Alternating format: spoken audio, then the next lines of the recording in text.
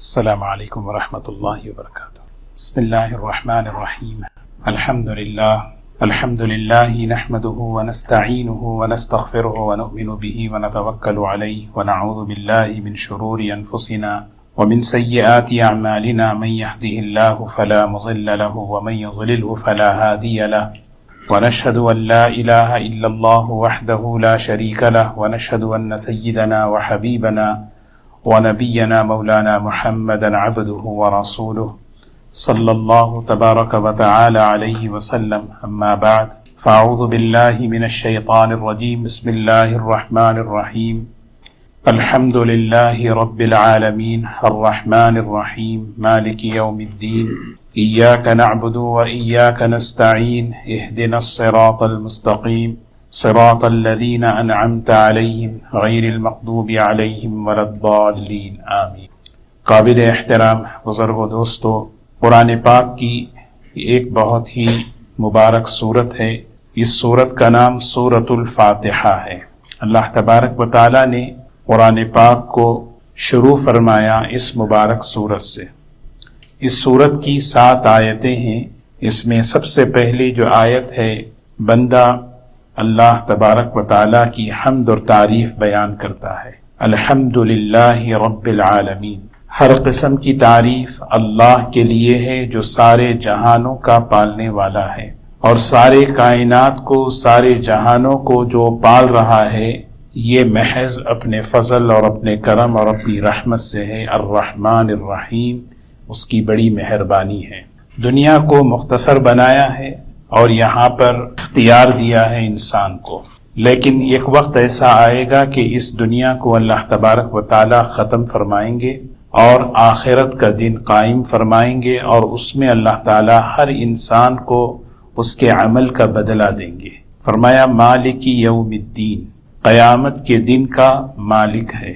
یہ اللہ تعالی کی حمد اور ثنا بیان کرنے کے بعد ایک بندہ اللہ تبارک و تعالی سے اقرار کرتا ہے، اللہ سے مدد مانگتا ہے، اور مدد اس بات کی مانگتا ہے کہ اہدنا الصراط المستقیم، اہدنا الصراط المستقیم، اے اللہ ہمیں سیدھے راستے پر چلائیے اور منزل مقصود تک پہنچائیے۔ یہ قرآن پاک میں بے شمار دعائیں ہیں۔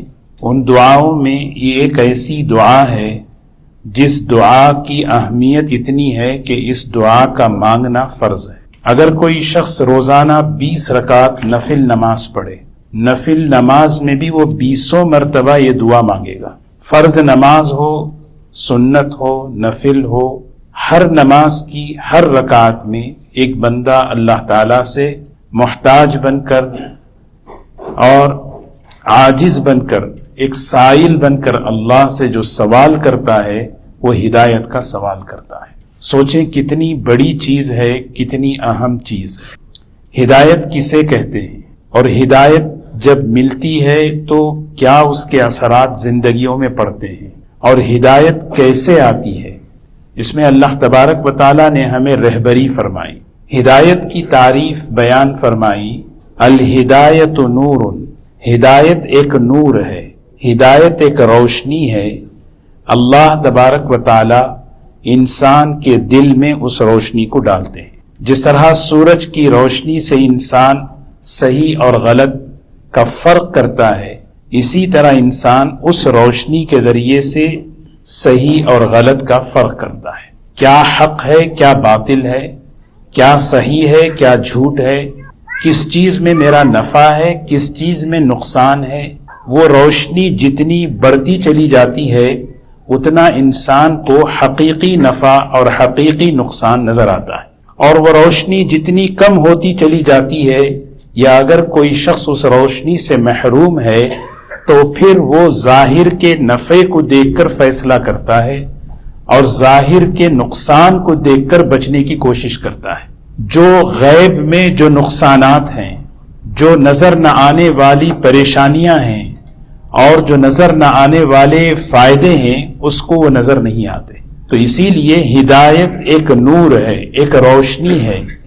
اس روشنی کو بندہ اللہ سے سوال کرتا ہے، یا اللہ وہ میرے دل میں عطا فرما، اور اس کو بڑھاتے رہے، وزدناہم ہدا. اللہ تعالیٰ فرماتے ہیں ہم اس روشنی کو بڑھاتے رہتے ہیں. اسی لیے ہر نماز کی ہر رکعت میں ایک مسلمان سوال کر سکتا ہے، اس کے ذہن میں بات آ سکتی ہے کہ میں تو نماز پڑھنے کے لیے آیا ہوں، اللہ کی ہدایت ہے تبھی تو میں آیا ہوں، پھر یہاں آ کر مجھے ہدایت کا سوال کیوں ہے؟ مجھے پھر یہاں ہدایت کا مانگنا کیوں ہے؟ وجہ اس کی یہ ہے کہ ہدایت ایک ایسی نعمت ہے کہ جس کی انتہا نہیں ہے. عام مسلمان بھی ہدایت مانگتا ہے، صالحین بھی مانگتے ہیں، صدیقین بھی مانگتے ہیں، صحابہ بھی مانگتے ہیں، یہاں تک کہ نبی کریم صلی اللہ علیہ وسلم اپنی نماز میں یہ دعا مانگتے تھے. سوچیں کتنی بڑی نعمت ہے. اور وہ نعمت، وہ نور جب انسان کے دل میں اترتا ہے پھر انسان صحیح اور غلط نظر دیکھتا ہے اور اس پر فیصلے کرتا ہے. نبی کریم صلی اللہ علیہ وسلم نے حدیث پاک میں ایک مثال دی، الامثال مصابیح الاقوال. مثالیں جو ہوتی ہیں وہ باتوں کو واضح کرتی ہیں، آدمی اس سے سوچتا ہے، سمجھتا ہے مثالوں کے ذریعے. نبی کریم صلی اللہ علیہ وسلم نے ایک مثال دے کر سمجھایا کہ دیکھو ایک راستہ ہے، بالکل سیدھا راستہ ہے، اور اس راستے کے کنارے پر ایک شخص کھڑا ہے اور وہ تمہیں بلا رہا ہے، دعوت دے رہا ہے. اور اس راستے کے دائیں اور بائیں دیوار ہیں، اور ہر دیوار پر دروازے لگے ہوئے ہیں، ان دروازوں پر پردے لگے ہوئے ہیں. جب ایک آدمی چلنے کی کوشش کرتا ہے تو سامنے سے وہ آدمی دعوت دیتا ہے کہ سیدھے چل کر آؤ، دائیں بائیں مت دیکھو، سیدھے چلو. ایک آدمی اگر کوئی جھانکنے کی کوشش کرے، پردہ پڑا ہوا ہے اور بڑا خوبصورت پردہ ہے، پردے کے اندر کیا ہے چلو دیکھیں. اسی لیے حدیث میں فرمایا رسول اللہ صلی اللہ علیہ وسلم نے، ایک وقت میری امت پر ایسا آئے گا من استشرفہا، جو فتنوں کو جھانکنے کی کوشش کرے گا فتنہ اسے اپنے اندر لے لے گا. گمراہی کو جھانکنے کی کوشش کرے کہ ہے کیا دیکھیں. آج انسان کو یہ ایک حرص لگی رہتی ہے کہ ہر چیز میں وہ دیکھنا چاہتا ہے. کوئی بھی چیز بھئی دیکھیں تو صحیح کیا ہے، سنیں تو صحیح کیا ہے، پڑھیں تو صحیح کیا ہے. جب وہ آدمی اس چیز کو جھانکتا ہے، دیکھتا ہے، کسی نہ کسی گمراہی کا اندھیرا اس کے دماغ میں بیٹھ جاتا ہے، اور اس کی نحوست، اس کا اثر یہ ہوتا ہے کہ آدمی جو ہے اس راستے سے ہٹنے کی کوشش کرتا ہے. نبی کریم صلی اللہ علیہ وسلم نے مثال دی، وَأَنَّ هَذَا صِرَاطِي مُسْتَقِيمٌ، یہ جو سیدھا راستہ ہے یہ اللہ کے دین کا راستہ ہے، اس راستے پر چلو. قرآن وہاں کھڑے ہو کر تمہیں پکار رہا ہے، تمہیں دعوت دے رہا ہے کہ سیدھے چلو. وَلَا تَتَّبِعُوا السُّبُلَ فَتَفَرَّقَ بِكُمْ عَنْ سَبِيلِهِ، دائیں بائیں جھانکو مت. اور یہ دائیں بائیں جو دیوار پر جو پردے لگے ہوئے ہیں، دروازے ہیں، یہ فتنے ہیں، یہ فتنے ہیں. اور خاص طور پر یہ جو زمانہ ہے فتنوں کے عروج کا دور ہے، گمراہیوں کے عروج کا دور ہے. علمی گمراہیاں، عملی گمراہیاں، اخلاقی گمراہیاں پھیل گئی. تو ہم جو ہے بڑے اہتمام سے اللہ سے مانگنا چاہیے، اے اللہ ہمیں سیدھا راستہ ہمیں بتائیے، سیدھے راستے پر ہمیں چلائیے. علماء نے بڑی عجیب حکمت یہاں بیان فرمائی. اہدینا، عربی میں اہدینا آتا ہے جمع کا صیغہ. اہدینی کہتے ہیں اے اللہ مجھے راستہ بتا. میں نماز میں کھڑا ہوں، میں نماز میں کھڑے ہو کر یہ نہیں کہتا کہ اے اللہ مجھے راستہ بتانے، ہم یہ اقرار کرتے ہیں اے اللہ ہمیں سیدھے راستے پر چلائیے. اہدینا، کیا وجہ ہے کہ یہاں سورہ فاتحہ میں اللہ تبارک و تعالیٰ نے یہ جمع کا لفظ استعمال فرمایا؟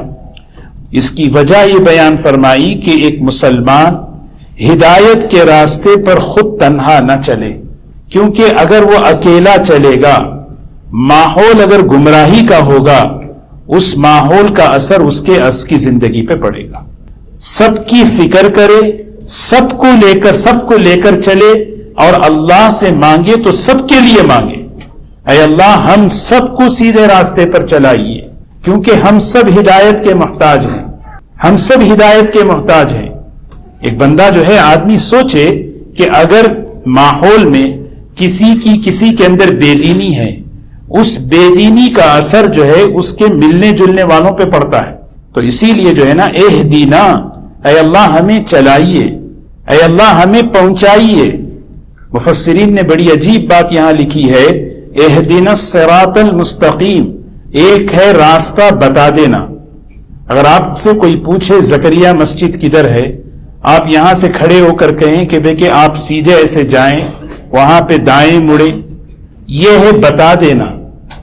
بتانا مطلب نہیں ہے ایصال الی المطلوب، کہ ایک ہے آپ سے پوچھیں مسجد زکریا کدھر ہے، آپ میرے ساتھ بیٹھے میں آپ کو پہنچاتا ہوں. یہ ہے اہدنا الصراط المستقیم. اے اللہ مجھے ہدایت کے راستے پر چلا کر مجھے میری منزل تک پہنچا دیجیے. میری منزل اللہ ہے، میری منزل آخرت ہے، آخرت کی کامیابی ہے. اے اللہ مجھے چلائیے.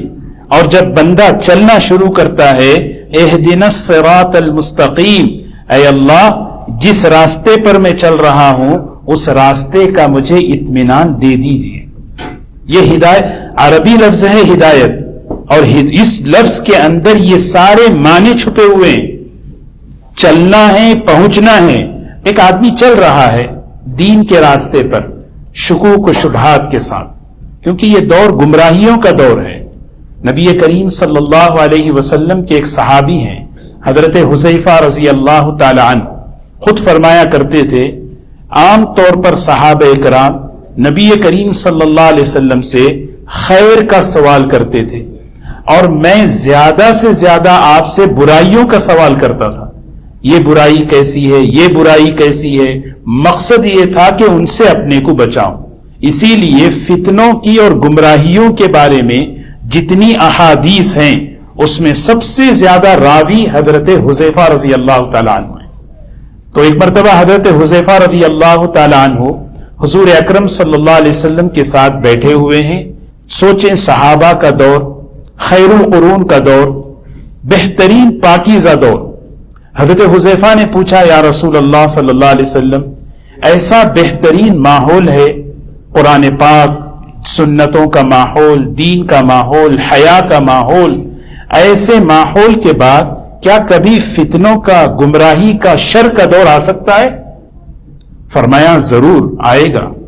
اور پھر آپ نے فرمایا ہم دعات علی ابواب جہنم. حذیفہ کچھ لوگ ایسے کھڑے ہوں گے جو لوگوں کو جہنم کی طرف بلائیں گے. کیسے بلائیں گے؟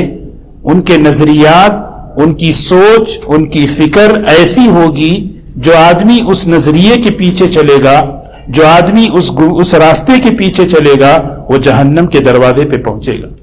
حضرت حذیفہ رضی اللہ تعالیٰ عنہ نے فرمایا وہ کیسے لوگ ہوں گے؟ صف ہم لنا یا رسول اللہ، صف لی لنا یا رسول اللہ صلی اللہ علیہ وسلم، ہمیں کچھ علامتیں بتائیے تاکہ ہم ان سے اپنے آپ کو بچائیں. تو اللہ کے رسول صلی اللہ علیہ وسلم نے فرمایا حذیفہ ہم من جلدتنا، یہ کوئی شیاطین نہیں ہوں گے، جنات نہیں ہوں گے جو تمہیں پکڑ کے پیچھے سے ادھر ادھر کرے. وہ ہماری ہی طرح انسان ہوں گے، ہماری ہی طرح ہوں گے، ہماری ہی طرح ہوں گے. ایسے داعی، ایسے لیڈر، ایسے امام الضلالہ. آج یہ دور ہے. دیکھیں آج آپ دیکھیں انسان کا مزاج ہے کہ وہ ریلز دیکھتا رہتا ہے، یوٹیوب دیکھتا رہتا ہے. کہیں کوئی بات صحابہ کے بارے میں کہ فلاں صحابی کے بارے میں کسی نے کچھ کہہ دیا، فلاں صحابی کے بارے میں کسی نے کچھ کہہ دیا. ایک بات میں عرض کر رہا ہوں، جب ہمارے بچے سنتے ہیں یا ہمارے نوجوان سنتے ہیں، اگر دین میں پختگی نہ ہو فوراً گمراہی دل میں آتی، فوراً گمراہی. صاف منہ پہ کہتا ہے ایک بچہ ہم رجال و نحن رجال. وہ بھی تو انسان تھے، ہم بھی انسان ہیں، کیا ڈفرنس ہے ہمارے میں اور ان میں؟ ہم رجال و نحن، نہیں ہم رجال نہیں ہیں، ہم اسوۃ و نحن رجال. وہ ہمارے اسوہ ہیں، وہ ہمارے نمونہ ہیں، وہ ہمارے قائد ہیں، ہم عام لوگ ہیں. کسی نے حضرت معاویہ رضی اللہ تعالیٰ عنہ کے بارے میں اللہ کے رسول صلی اللہ علیہ وسلم نے فرمایا تھا اللہ میں اللہ کا واسطہ دیتا ہوں، اللہ کا واسطہ دیتا ہوں، فی اصحابی، میرے صحابہ کے بارے میں زبان مت کھولنا. میرے صحابہ تنقید سے کرٹیسائز سے اوپر ہیں, تنقید سے بالا تر ہیں. اللہ, اسی لیے جمعہ میں یہ حدیث پڑھی جاتی ہے, پیغام دیا جاتا ہے. ہمارے اور نبی کریم صلی اللہ علیہ وسلم کے درمیان اعتماد والی اگر کوئی جماعت ہے تو وہ صحابہ کی ہے, اور ان پر انگلی اٹھانا, ان پر بات کرنا تاکہ ان پر سے اعتماد ختم ہو جائے, پھر دین پر سے اعتماد ختم ہو جاتا ہے. تو میں ایک مثال دی میں نے کہ اللہ ہم سب کو ہر قسم کی گمراہیوں سے حفاظت فرمائے. تو نبی کریم صلی اللہ علیہ وسلم نے مثال دے کر, آپ نے حدیث میں فرمایا کہ وہ ہمارے ہی لوگوں میں سے ہوں گے. ہم یتکلم بألسنتنا, وہ ہماری زبان بولیں گے, ہماری زبان یعنی عربی بولیں گے, قرآن کی بات کریں گے, حدیث کی بات کریں گے. ہم نے کہا قرآن بول رہے ہیں, یہ تو حدیث بول رہے ہیں, یہ تو قرآن کی آیتیں پڑھ رہے ہیں, ہو سکتا ہے یہ صحیح ہو. ایسی چیزیں آدمی جب دیکھتا ہے, سنتا ہے, فوراً متاثر ہوتا ہے اور اپنے عقیدے میں گمراہی لاتا ہے. اسی لیے جو ہے اہدنا الصراط المستقیم, نیت کر کے اے اللہ میرے بچوں کی, میری نسلوں کی حفاظت فرما ہر قسم کی گمراہیوں سے.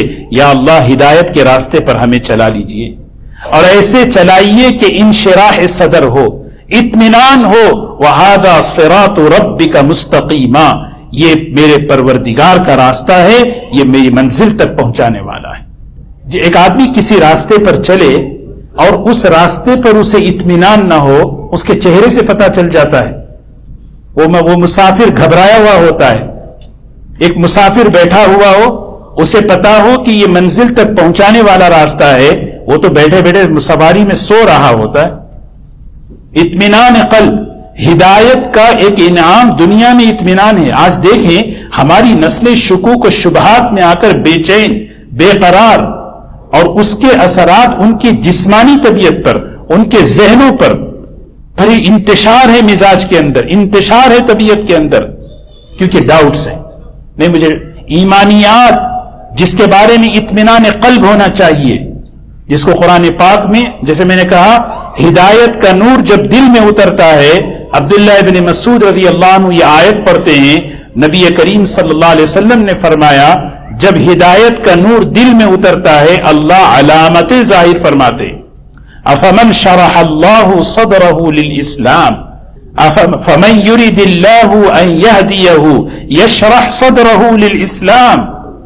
کیا اللہ تعالیٰ کہتے ہیں جب اللہ کسی کے دل میں ہدایت کا نور ڈالتا ہے, ہدایت کے راستے پر چلاتا ہے, شرح صدر, اطمینان قلب, عقیدوں پر اطمینان. اللہ ہے, آخرت ہے, قرآن اللہ کی کتاب ہے, اللہ کے رسول صلی اللہ علیہ وسلم یہ اللہ کے نبی ہیں, ان کی زندگی میں کامیابی ہے. یہ شرح صدر, یہ اطمینان قلب, یہ مانگ رہے ہیں ہم نماز میں اہدنا الصراط المستقیم. ورنہ آدمی جو ہے چل رہا ہوتا ہے, سوچ اس کی بدل گئی, ذہن اس کا بدل گیا. اسی لیے کبھی بھی عملی کمزوری کو معمولی نہیں سمجھنا ہے. اعمال کی جو کمزوری ہے, عبادت کی جو کمزوری ہے, وہاں سے فکر اس کی بدلتی ہے, ٹیڑھی ہوتی ہے. آدمی کی فکر میں گمراہی کے آنے کا دروازہ کیا ہے؟ جب وہ اپنی زندگی میں عبادت میں کمزور ہوتا ہے. نمازوں میں کمزوری ہے, نمازوں میں کمزوری ہے, عبادتیں اس کی زندگی میں نہیں ہیں. اب وہ ایک دروازہ کھول رہا ہے. اسی لیے اسی کتاب اسی حدیث میں جملہ فرمایا بادروا بالاعمال فتنا, ان گمراہیوں سے بچنے کے لیے اپنے آپ کو عملوں کے ذریعے اپنے ایمان کی حفاظت کرو. کسی بھی عمل کو کمزور معمولی مت سمجھو. نماز دیکھیے, جب آدمی کی دینی سوچ بنتی ہے, آدمی کی ایمانی سوچ بنتی ہے, عمل چھوٹتا ہے تو استغفار کرتا ہے, توبہ کرتا ہے. یا اللہ مجھ سے آج فجر چھوٹ گئی, آج سے مجھ سے یہ عمل چھوٹ گیا, یا اللہ مجھ سے یہ گناہ ہو گیا, الحمدللہ وہ بچا ہوا ہے. لیکن جہاں فکر اس کی بدلی, سوچ میں گمراہی آئی, تو پہلے کیا کرتا ہے؟ عمل چھوٹنے پر اٹس اوکے, کوئی بات نہیں, کیا ضروری ہے کیا؟ دوسرے تو وہ بھی نہیں کر رہے, میں یہ تو کر رہا ہوں. دوسرے تو یہ بھی نہیں کر رہے, میں تو ایک وقت کی تو نماز پڑھ رہا ہوں. میں تو جمعاتوں پڑھ رہا ہوں، عمل کے چھوٹ، یہ در گمراہی کا در. اسی لیے دوستو یہ بڑی اہم دعا بندہ کھڑے ہو کر کہ یا اللہ اہدنا الصراط المستقیم، اے اللہ مجھے سیدھے راستے پر ہر قسم کی گمراہیوں سے بچا کر چلا کر مجھے اور میرے گھرانے کو، میری نسلوں کو منزل تک پہنچائیے، اور اس راستے میں مجھے شرح صدر، اطمینان قلب دے دیجئے تاکہ عقیدوں میں اطمینان، دین کے ایک ایک عمل میں اطمینان، کسی چیز میں شک نہ ہو. یہ شکوک کا دور ہے، ڈاؤٹس کا دور ہے، فتنوں کا دور ہے. آج شک دماغ میں آتا ہے، شک دماغ میں آتا ہے. تقدیر پہ ڈاؤٹ آ گیا، ایمانیات پر ڈاؤٹ آ گیا. آج ہم خود سوچیں، ہم ہدایت، اللہ حضور اکرم صلی اللہ علیہ وسلم کی رات کی جو دعائیں ہوا کرتی تھی، اس دعاؤں میں یہ دعا ہے اللہم اہدنی وسددنی، اے اللہ مجھے ہدایت دیجئے اور ہدایت پر ثابت قدم رکھیے. کون مانگ رہے ہیں؟ کتنی عاجزی اور عبدیت اور بندگی کے ساتھ ہدایت کے امام ہیں آپ، ہدایت کے امام ہیں. اور ایک بات میں عرض کروں، آزاد گمراہیاں آتی ہی کہاں سے؟ جیسے میں نے ایک سبب بتایا، کسی بھی عبادت کو کمزور، اب عبادت کسی بھی عمل میں کمزوری نہ ہو. چھوٹ انسان ہیں، چھوٹتے ہیں، کمزوریاں ہوتی ہیں، لیکن استغفار کرے، توبہ کرے، اللہ تعالیٰ سے معافی مانگے. دوسری چیز منمانی ہے، آزادی ہے، میں جو چاہے کر سکتا ہوں. میں جو اطاعت کی خصوصیت ہدایت ہے، اطاعت کی خصوصیت ہدایت ہے، منمانی کی خصوصیت گمراہی ہے. آدمی جب منچاہی منمانی کے راستے، یہ بات اللہ تعالیٰ ایک بہت بڑے پیغمبر حضرت داؤد علیہ السلام سے کہہ رہے، یا داؤد انا جعلناک خلیفۃ فی الارض، اے داؤد ہم نے تمہیں زمین میں خلیفہ بنایا ہے. فاحکم بین الناس بالحق، حق کے موافق فیصلہ کرو. آگے کا جملہ سنیں، نبی تو معصوم ہوتے ہیں، یہ بات اللہ ان کے لیے قرآن میں کہہ کر ہم سب سے کہہ رہے ہیں وَلَا تَتَّبِعِ الْهَوَىٰ فَيُضِلَّكَ عَن سَبِيلِ اللَّهِ. داؤد وَلَا تَتَّبِعِ الْهَوَىٰ، خواہش، منمانی، منچاہی، اس کے پیچھے مت چلو، اس کا نتیجہ گمراہی ہے. اس کا نتیجہ گمراہی کیوں ہو رہی ہے؟ عقیدوں میں، عبادتوں میں، اس کی وجہ منمانی کا مطلب صرف اس میں زندگی میں نہیں، دین سیکھنے میں منمانی، دین سیکھنے میں منمانی، کتاب پڑھنے میں منمانی. میں جس کا چاہے سن لوں، جس کی چاہے پڑھ لوں. آدمی آزاد ہے اپنے علم سیکھنے میں، آدمی آزاد ہے اپنا دین سیکھنے میں. جب آدمی علم سیکھنے میں آزاد ہوا تو عقیدے بھی آزاد ہو گئے، عبادتوں کے طریقے بھی آزاد ہو گئے، جیسے چاہے کر رہا ہے. اسی لیے حضور اکرم صلی اللہ علیہ وسلم نے حذیفہ سے فرمایا مجھے فماذا تأمرونی یا رسول اللہ صلی اللہ علیہ وسلم، ایسا اگر ماحول ہو تو میں کیا حکم ہے میرے لیے؟ فرمایا حذیفہ دو کام کرنا، ایک صحیح علم حاصل کرنا اور صحیح لوگوں کے ساتھ اپنے آپ کو جوڑ لینا، یہ ضروری ہے. اسی لیے میں عرض کر رہا تھا قرآن پاک میں جتنی دعائیں، سب سے اہم دعا جس کو فرض درجہ دیا گیا اہدنا الصراط المستقیم. جب ہم نماز میں مانگیں یہ استحضار کے ساتھ مانگیں، اے اللہ مجھے، میرے گھرانے کو، میرے بچوں کو، گمراہیوں کا دور ہے، فتنوں کا دور ہے، اے اللہ حفاظت کے ساتھ، اے اللہ چلائیے، اور چل رہے ہیں تو اطمینان بھی دے دیجئے، اے اللہ آسان بھی کر دیجئے. اللہ اہدنا الصراط المستقیم، اے اللہ صراط مستقیم آسان کر دیجئے. اہدنا الصراط المستقیم، اے اللہ اس راستے میں رکاوٹیں ہیں، شیطان اور نفس اور ماحول کھڑا ہوا ہے، اے اللہ ان سب سے بچا کر چلائیے اور مجھے منزل تک پہنچائیے، مجھے اور میری نسلوں کو منزل، کہیں کوئی فتنہ، کوئی گمراہی اچک نہ لے. دین سلامت تو سب سلامت، ایمان سلامت تو سب سلامت، ایمان لٹ گیا تو سب لٹ گیا. اللہ ہم سب کی حفاظت فرمائے.